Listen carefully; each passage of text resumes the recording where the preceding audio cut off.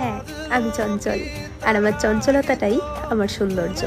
আমি ভীষণ পরিমাণে বকবক করতে ভালোবাসি, আমি নাচতে ভালোবাসি, আমি গাইতে ভালোবাসি, আমি এখনও বাচ্চাদের মতো চেঁচাতে ভালোবাসি।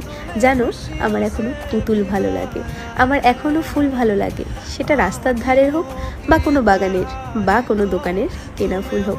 আমার মন জয় করার জন্য খুব ছোট ছোট জিনিসই যথেষ্ট।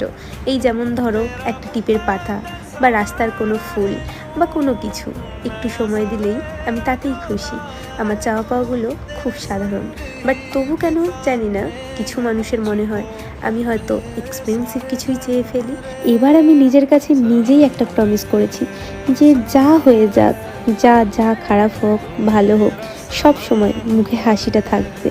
আর আমি এরকমই চঞ্চল থাকবো, দুরন্ত থাকবো, আগাগোড়া একই রকমভাবে। सनम रे सनम